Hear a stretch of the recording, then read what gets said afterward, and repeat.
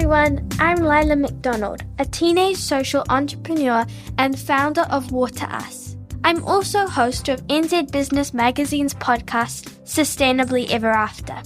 Proudly brought to you by Office Max, New Zealand's leading workplace and education solutions provider. I'll be exploring the incredible world of sustainability and entrepreneurship. On this podcast, I'll be talking to guests who are making waves in the world of sustainability. Those who have built businesses with a purpose, those striving to make their companies greener, and those leading the charge for social and environmental change.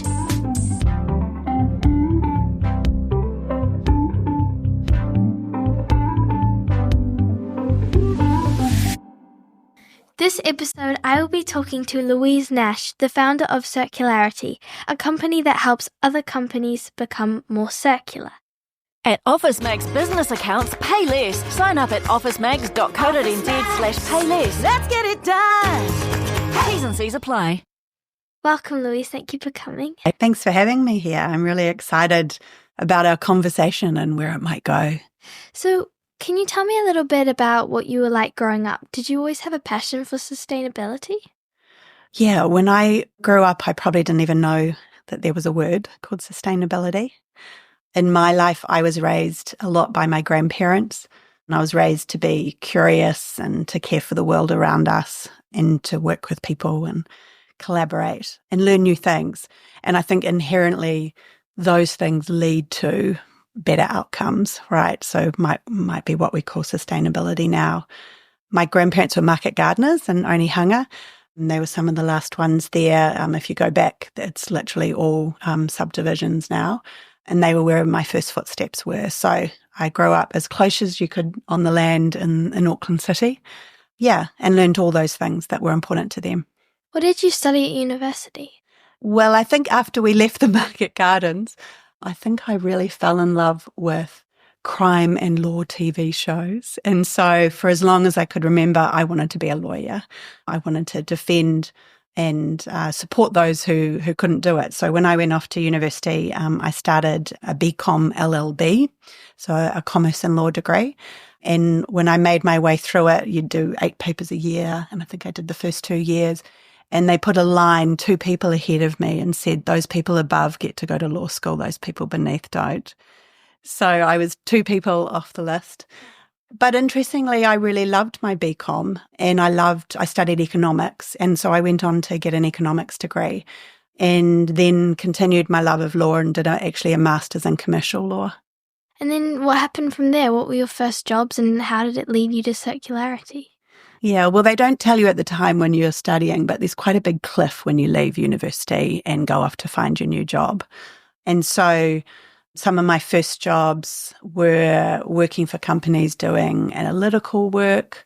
I also worked for a company called Television Commercial Approvals Bureau, and I had the great opportunity to review the advertising that was going to go on television against the codes of advertising and say whether it could screen on television or not, like if there was a breach of the codes.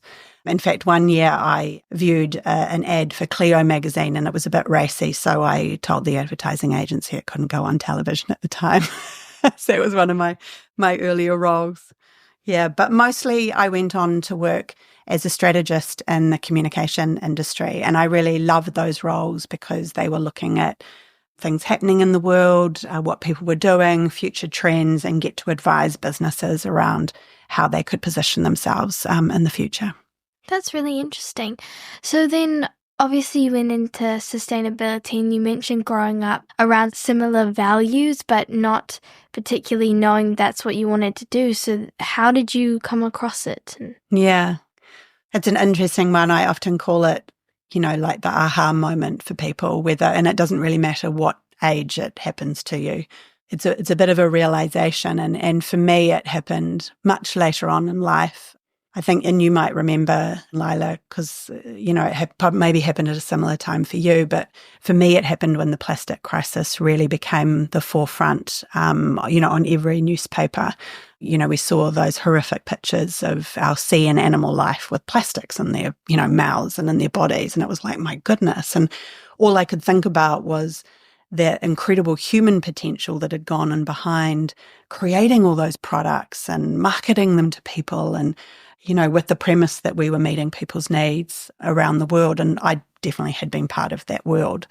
And yet those were some of the consequences that we didn't realize. We didn't know that recycling was not doing its job, right? We didn't know that there were these waste streams going into the environment. And when it came to the forefront on every newspaper, and out of the mouths of children, I know Jacinda Ardern often talked about, at the time, children were writing to her at Parliament around, wanting to do something about plastic. So that was my aha moment. And so I tried to think, how do I work in my current role? So I was Chief Strategy Officer of a global communication agency at the time. I was advising lots of businesses and brands that were in that space. Lots of businesses were using plastic packaging. And so I tried to kind of use my role to do something about that. And then I realized I needed to go and learn how to do this, how to support businesses to make these shifts, how to get them to prioritize this work, and how to do that. And so that was my big aha moment around, okay, so this could be my profession, not just a value, right? Okay, so after you realized that it was what you wanted to do, how did you go about, starting it, and what were the biggest challenges?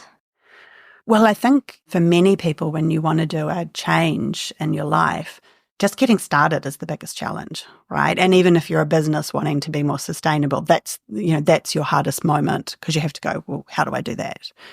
But through, kind of the challenge and leaning into that problem and how do I do that, I realized that I needed to kind of step out of my current space, go into a new space and learn about how I was going to do it. So after hiding in the bathroom for quite a while at work, and sometimes crying after meetings, thinking, oh my God, I'm never going to get to do what I want to do, which seems so ridiculous when you're an adult. I went off and I remember seeing a little ad on my computer, one of those kind of targeting ones that pop up. And it was called a Masters of Technological Futures. And at the time I clicked on it and thought, oh my God, that like this world of kind of innovation and design and new kind of way of thinking, that's what we need for this problem of the environment, because we need new ways of doing things and we need to redesign things. So why don't I go do that Masters? And so I clicked on the ad, booked an appointment, and went and did that very Masters for a year. And so quit my job, went and did that. Family, husband wasn't very happy about it. I used to get a very grumpy face every day at the door, but then kind of went on to work out how I was going to answer that question, Yeah, that's really cool. So for anyone who's new to the topic, can you please explain what a circular economy is? Absolutely. So I never knew about the circular economy until I went and studied the question of how do I help businesses become better? And when I kind of discovered it, it had reached a kind of momentum overseas through a company called the Ellen MacArthur Foundation. It's actually a not-for-profit, and they're one of the world leaders on it. Now there's thousands of organizations in that space. And so the definition of a circular economy is actually quite simple. It talks about this idea that an economy, our economy, the way we operate in the world, is essentially based on how we use resources.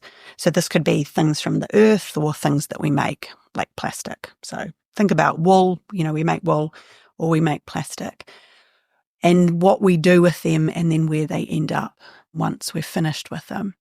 So in kind of our current economy, most of that stuff doesn't end up anywhere useful. It has a really short lifespan, considering the effort that we put in to make those things. Whereas a circular economy, we look to keep things in use and in flow. So if you're going to make a wool jumper, how long does it last? How many people wear it? Do we make something out of it when people no longer want the wool jumper? And an entire economy is based on delivering that. And so when you go to buy something, you might not actually buy for it outright. You might buy to be using it for 5 years, for instance, and then you return it to be reused again. And so imagine a whole economy based on that. So there's 3 principles. We design out waste, so there's no waste in a circular economy. We keep those things in flow and in use.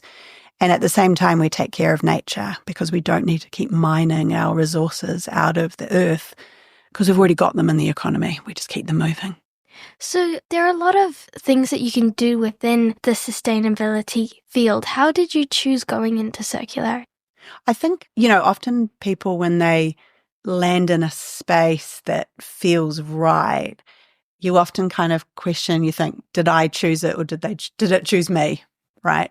Like I think about you doing this podcast, did you choose this? Did someone choose you? Like it's when you're in those moments, there's a little bit of serendipity to it.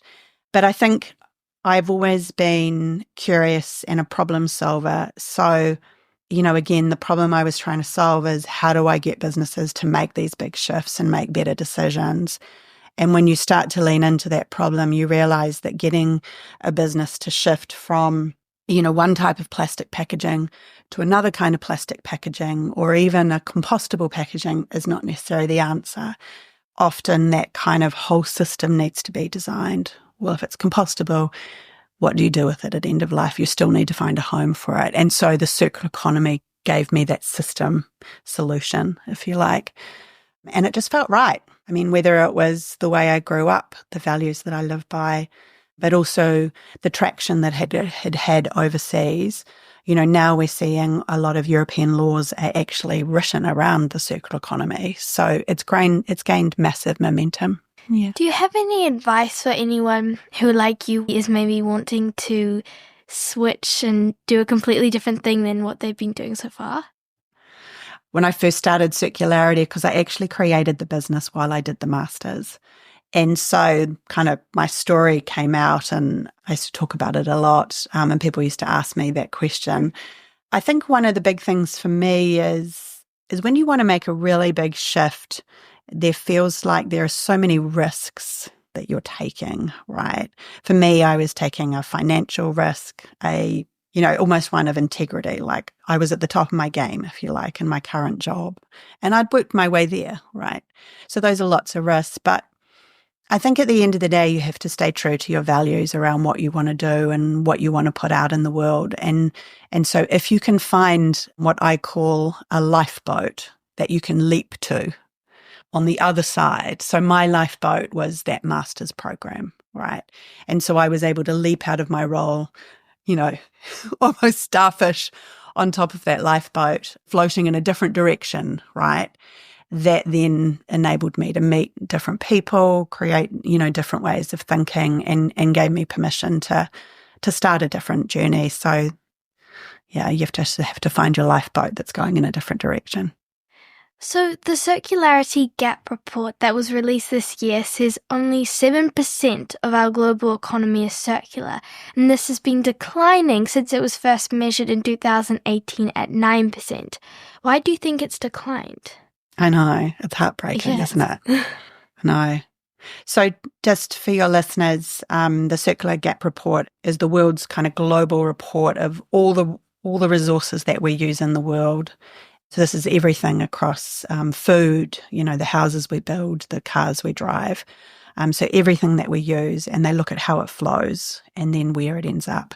So when they say 7% circular, that means that 7% of the world's resources go back into the economy and get reused again. So not much.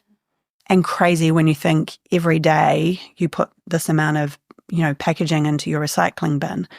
The volume of that, and imagine we're not even talking about 7% of that. We're talking about 7% of the total, your curbside bin, all your bins, right? So there's a couple of reasons, but the main one that actually they talk about is, the rate at which we're using resources is faster than the rate at which we're going circular.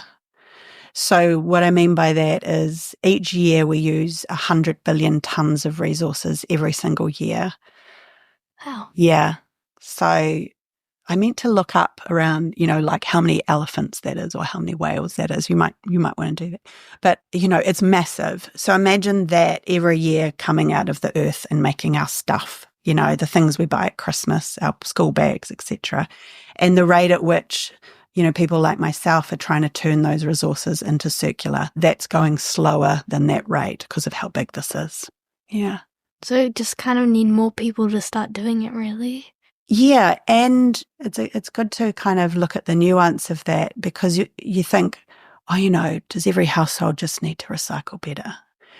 actually those big, what we call system changes, are things like changing government policy for all citizens, right?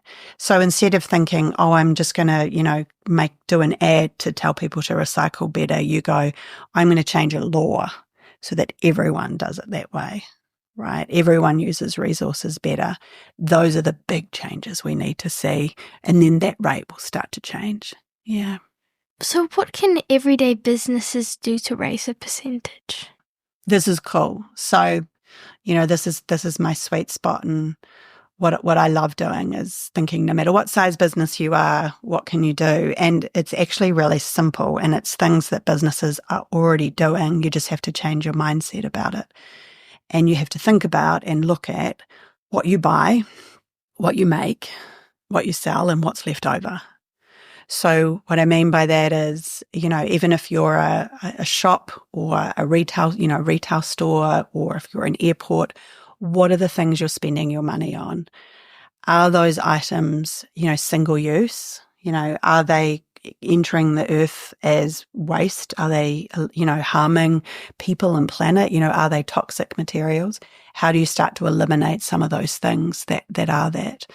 If you're making products, what happens to your products after people have used them? Is the packaging made of something that can't be recycled or can't be reused? If you're a shoemaker, how long are the shoes out there in market? Do they get a really long life out of it?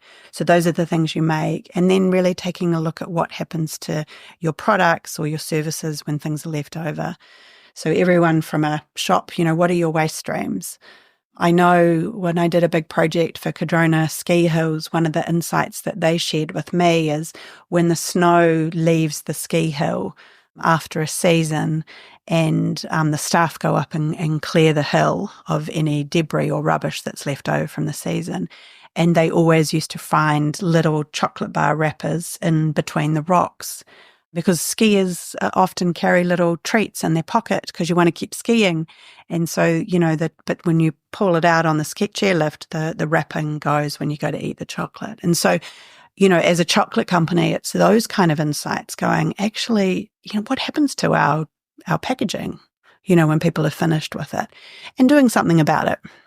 So I know as a student going to a school, I know particularly the school, but also everyone, I think, puts a lot of emphasis on, recycling correctly.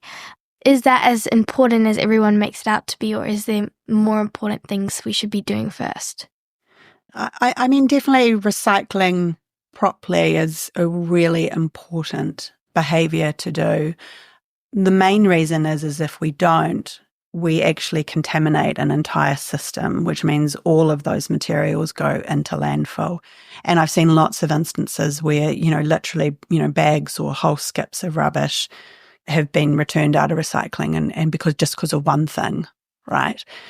So it's super important that we follow the recycling rules and get those right. But if you look at what we probably call the circular hierarchy of actions, the first thing that we should be doing is refusing. And I'll give you an example of that. I love coffee. I went without coffee for a year and it was okay, but I decided at the end of the year that was a silly thing to do. And so, my morning ritual is having a coffee. Now, I used to be very good and take my reusable cup everywhere, but sometimes I used to forget it. And so when I'd forgot it, I used to justify that I could get it in a single-use cup in those moments that I'd forgotten it. But then I remembered the hierarchy. My first thing is refuse. So then I decided that if I didn't have my reusable cup, I would have to refuse and not get a coffee in the morning. And guess what? I remembered my reusable cup every single time. It went everywhere with me. And so refusing is actually a really powerful thing we can do, because it then makes us do what we should be doing, right? Because you have to go without. Yeah. Yeah. But there's lots of things you can swap with. If you're refusing something, you quite often will share it. So you might decide that you don't want to buy a car and instead you share it. You go in and you use rentals, or you use, one of those car companies that you just hire for the hour.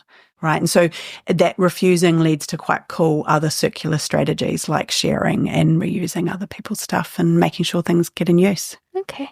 So circularity helps businesses become more circular. What types of things would you typically do to help a business?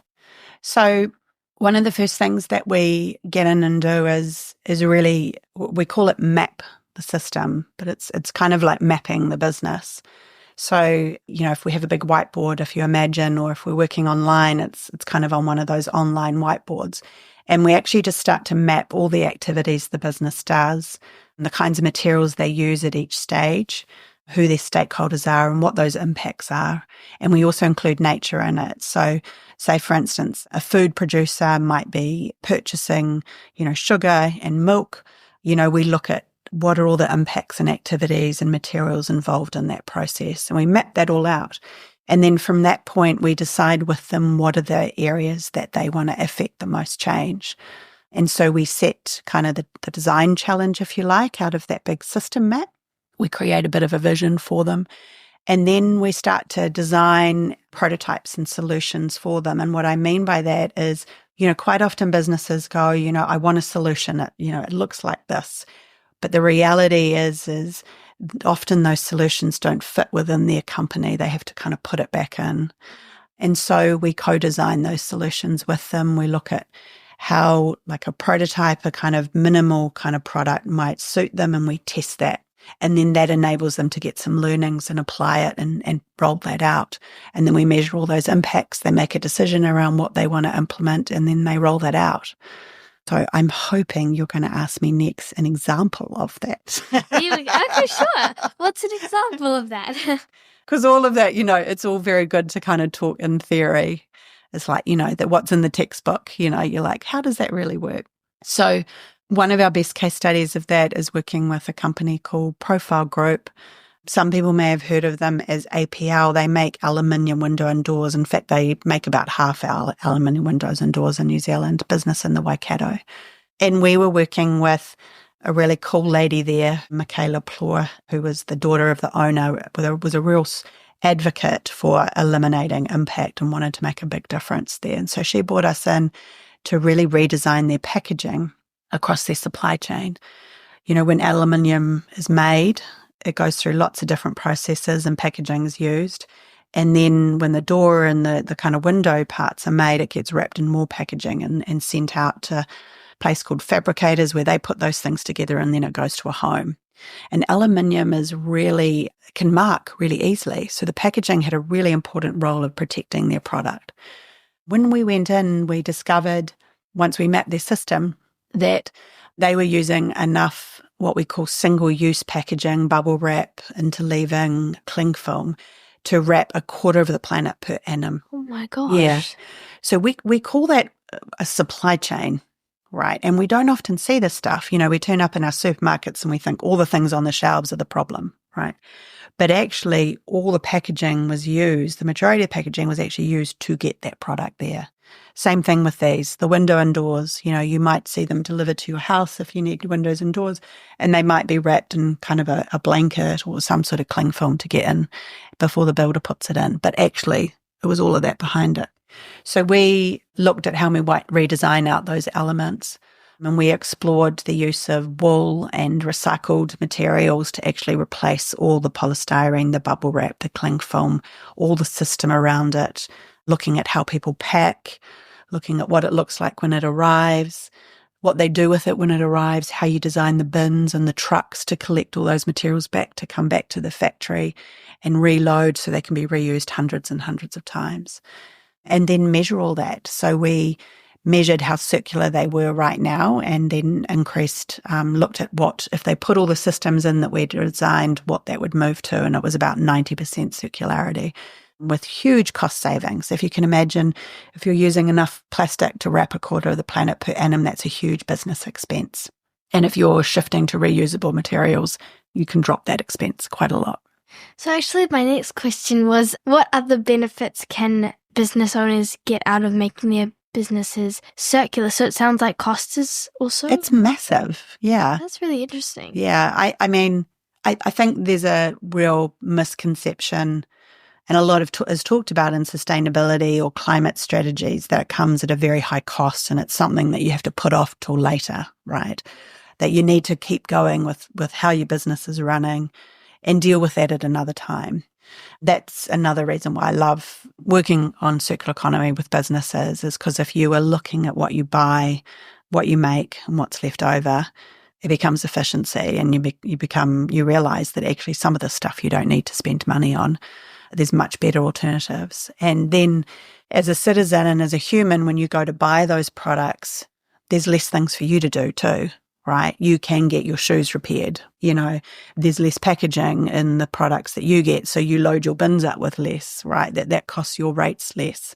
So all of this has a massive cost saving on the economy. Yeah. What's one thing a business could do right now, the first thing to become more circular? They could give me a call. Okay. I had to answer that. Don't judge. No, of course. Well, I think it's what I mean by that really is to understand what it means, right? So actually, most people probably have an idea around what circular is or what sustainability is, but actually find out what it might mean and think about what it might mean for you.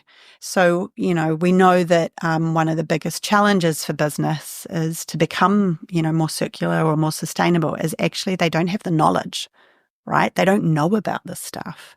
And if you're delaying decisions on this stuff because you think you can't get to it because it's going to cost you money, you're not going to invest in that, right?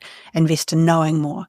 So I think one of the first things you can do, if you don't make a phone call and have a chat with me or you, they jump on our website, find out what circular means, read some case studies, kind of go, oh, that's what it could mean. What could it mean for me? And start looking at what you're buying. Yeah. The Circular Gap report also talks about products that flow versus products that last. And you talked a little bit just now about making products to last more. But could you explain what that particular phrase means? Yeah, I'm going to admit I had to look it up. Okay. I think the key, that bit around education and knowledge and people not understanding it. So lots of people in this space try to create ways like what we call shortcuts, right? Getting people to understand it. So products that flow, these are products designed for single use or short-term use, and they're typically consumed quickly and often discarded after use. And so they're things like food product, plastic bags, single use. But the idea is that you want to move into either. So keeping products in flow means you want to, if they're made from wool, for instance, or biomaterials that can be composted, you want to be able to move them into those environments where they can be composted. So that's keeping them in flow.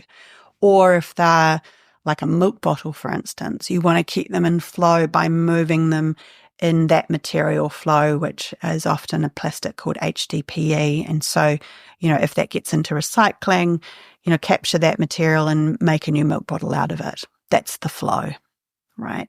Whereas products that last are about durable goods that are designed for long-term use. So that's your shoes, right? Your shoes, your cars, your fridges, your things like that.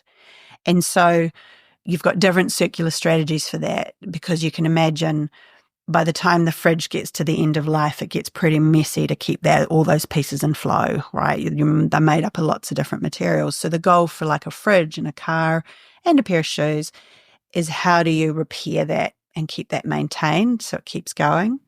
How might you upgrade certain parts of it? So if certain things, break down, if a certain part of your shoe wears off, in everyone's shoes, can we buy that piece to replace it, right?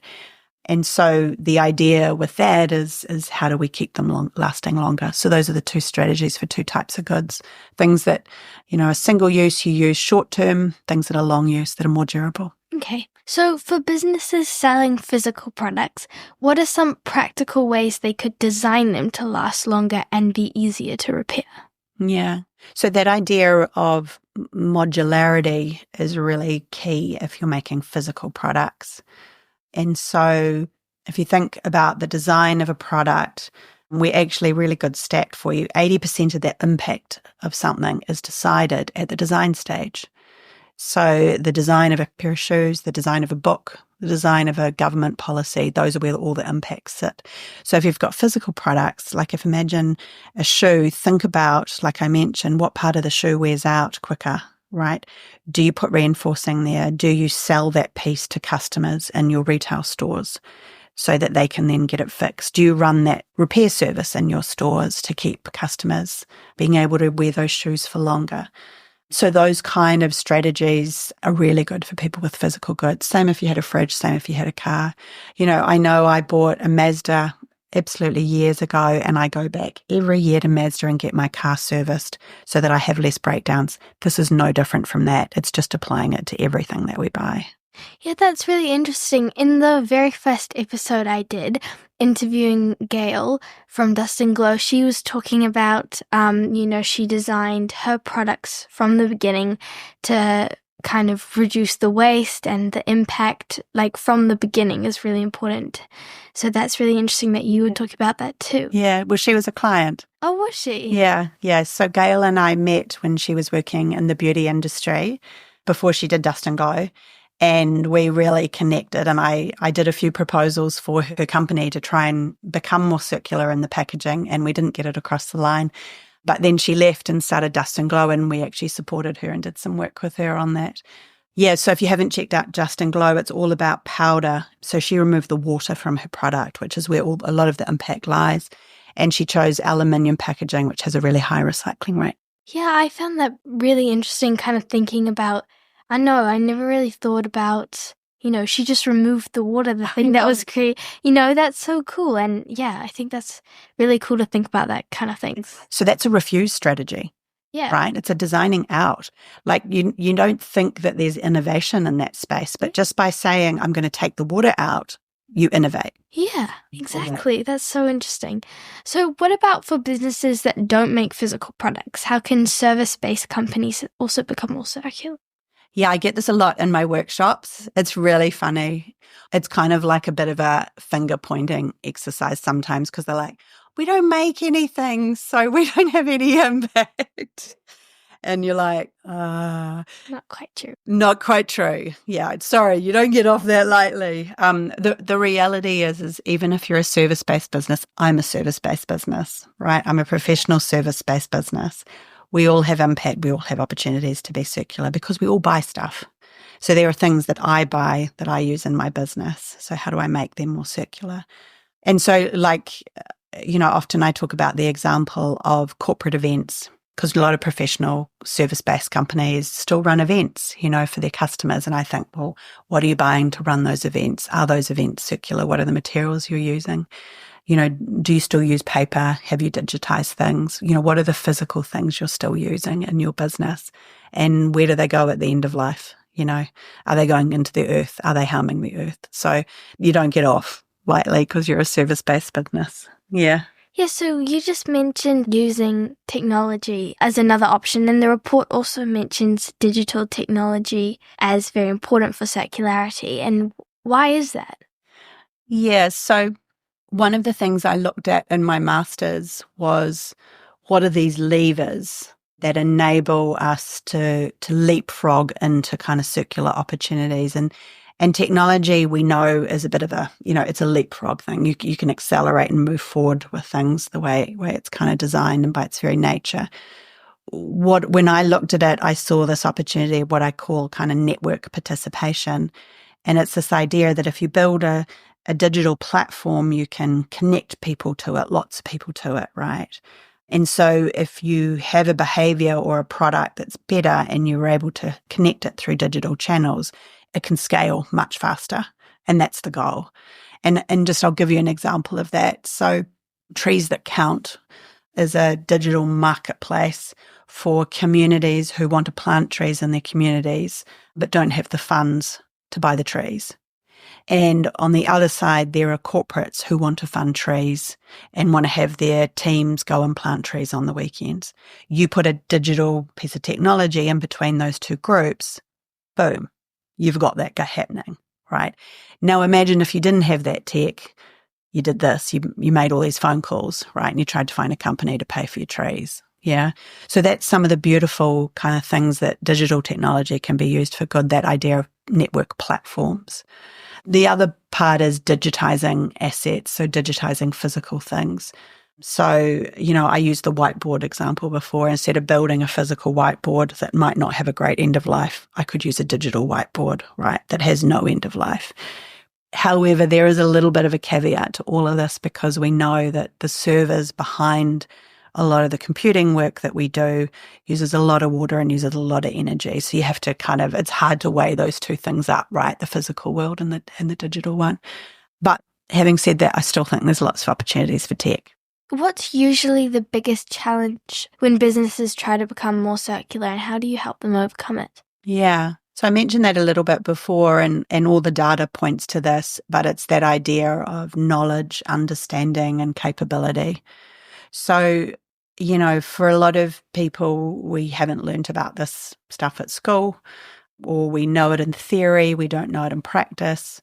And so, how does a business become knowledgeable in this space and then apply it to what they want to do in the future and still make money to survive and pay everybody's wages? That's a really tough challenge. Yeah. So that's when, we kind of have 4 things that we focus on at Circularity. That piece around the vision and the system and identifying the challenges and the opportunities for circularity, the building of the capability, the designing of the solutions, and then the measuring of impact. That's why we do those 4 things. Yeah.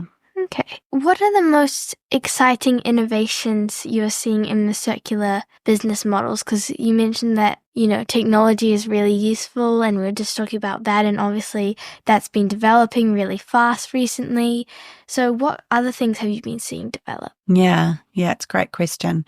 I think one of the coolest things I've seen, just because it's when you see it and hear it, you just get it straight away, is an innovation called NotPla. And it won the World Earth Prize last year. And essentially it's seaweed plastic, if you like. So it's plastic made from seaweed, which was not necessarily the new thing, but the applications that they're doing are really exciting. So that means that that's a bio-based plastic. Human bodies can eat seaweed and it decomposes back into the natural world without any harm afterwards. So if you think about all the applications of seaweed-based packaging, it's quite remarkable. One of the main things that they used it for was to create a single drink of water for the London Marathon runners. And so as you were running along doing the marathon, you were handed a drink of water encased in the NotPla seaweed packaging, and you could put the whole thing in your mouth, like a drop of water, right? You put the whole thing in your mouth and you can quench your thirst and keep running. And you don't have those hideous cups that you probably have seen on runs that get thrown on the ground afterwards and filled in big black clean sacks and, left over at the end of the runs. So that's one of the most exciting things I've seen, and also where they've started to go into it. So they've now started to create seaweed lining for compostable packaging that used to have a plastic lining to be food grade. So there's all these little nuances, right, around what is plastic, what is not. Can compostable be decomposed? Well, it couldn't properly if it had this plastic lining on it, like a takeaway container. So all of those new spaces it can not be moving into is really exciting. Yeah, that's really interesting. So I've heard a lot from this conversation that it's the biggest challenge really is for businesses seeing how they can apply, techniques to be more circular to their business in particular. But for people that are starting a new business, what are some things they can do from the beginning to make it more circular and more sustainable? Yeah, so if you are designing a product, think about what materials your product is going to be made of. Have a look at those supply chains. So where are they coming from?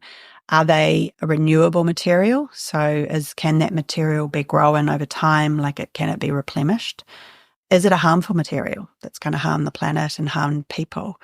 Make those conscious decisions around what goes into your product. Think about how the person will use it. If they use it in a certain way, will it need to be repaired? Will it need to be maintained? Can you provide a little repair kit with the product that you design? And then what happens to it at end of life? So are you going to be there to maintain it for them? Are you going to take it back? Are you going to need to find a partner to help you do that, to kind of pull it apart, remake it, reuse it? What might it turn into at end of life? A company that was a startup a few years ago that's become really successful started with circular principles at its heart, and it's called Fairphone. And they designed a mobile phone to be circular, which I always thought would be the hardest thing in the world to do, right? Yeah. But they looked at what were the things that broke down and made them repairable. And they looked at what were the things that needed to be replaced because they knew technology would advance, like the camera, right? And so they made those things modular. So you could pop out the camera and put a new camera in. And then they made it with materials that they knew if they got that old camera back, they could break it apart and make something new out of it, right? And so they kept the kind of material list that went into the design of the phone really simple. So when any time something came back, it could go back into the making of a new phone. Wow. I love your wow. It is wow. It is wow. It is wow. You're doing really amazing things with circularity to help other businesses, and it's just really, really interesting. What legacy do you want to leave for future generations? Yeah. Oh, you're going to make me cry, though. Yeah, I know you have a daughter, so for her and her. Yeah, I've got a couple. Oh, you do? Yeah, I've got a couple. Both at your school. Yeah, I think kind of two things really drives me from a legacy perspective. One of them is I just love the potential of humans. I just think we're the most incredible creatures on the planet. You know, the curiosity that we come to problems and the way we live our life. It's, we put in all this effort, and I love that being able to unlock that human potential. I never got to learn about this stuff at school. I didn't even learn about design thinking until much later on in life. And these are such incredible skills that we should be applying to everything, the ability to identify problems and solve them, any problem. So that's a legacy that I want to leave, and I bring in university students and young graduates into our X-Lab Circular Economy program, and I love to see where this takes them. The second part, I think, uniquely for New Zealand is we have such a special identity here as a country. As people, we're really unique. We have this incredible history of Te Ao Māori. We have unique flora and fauna, which is found nowhere else in the world. We have so much to protect and care for. And yet we're kind of trying to operate like we're someone else, and that these things aren't of value and aren't important. And so my legacy is also the care of that, the care of our people and the care of nature, because if we can keep our materials in use and in flow, we don't need to have to keep going back to nature and, clearing land and interrupting habitats just to make the next Christmas toy, right? Because we have enough Christmas toys out there in the market already. We've got enough in our cupboards. We can just circulate them, right, and get them being shared and used more. So I think that's the legacy I want to create, that idea of creating curious minds, unlocking potential of what we could be like on this planet. We could not create harm, but also that kind of restoring and protecting nature that's so, so important. Well, thank you so much for coming in today. It's been so interesting. So thank you. I've learned a lot. That's really cool. And well done to you. I think, the boldness and braveness and being able to do things that you might feel scared about or, uncomfortable about. These are the spaces we need to lean into. We need to be a little bit uncomfortable. This is pretty scary stuff that's going on. So we all need to step into these new spaces. So good on you. Thank you. I agree with that. I walked through half my life feeling uncomfortable with and scared about things. How do you stay in the uncomfortable? What's your secret? I think it's just really important to, be doing new things. And if I told, my 10-year-old self who just, had this passion for the ocean and taking care, like you said, taking care of my environment, if I told her now that I'm, hosting a podcast and talking to amazing people like you, it's crazy. I never thought I'd get to this, but, I just took every opportunity I could, even if it was scary, and here I am. Yeah. That's really cool. I've been saying goodbye to 2024 in the last few weeks and getting ready for 2025. And my mantra for 2025, just in my head, I'm just forming it, but it's this idea that we have everything to gain by this and nothing to lose. Yeah, that's really cool. Yeah. Yeah. So if listeners want to find out more about circularity, where can they go to? What's your website? My website's circularity.co.nz. You can contact me directly, Louise at circularity.co.nz. I'm pretty prolific on LinkedIn. For people that follow LinkedIn or Instagram, just come find us. Share with me what you got excited by, or what you heard today, and what would you like to make circular. Cool, awesome. So, yeah, thanks so much. I'd also like to thank everyone listening. That was Louise Nash, and I'm Lilah McDonald. A special thanks to sponsors of this podcast, Office Max, whose vision is to empower sustainable and successful workplaces.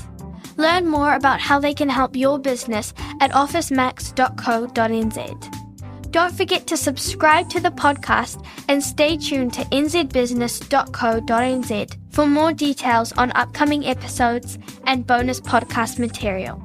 Let's make our world more sustainable, one story at a time. See you soon!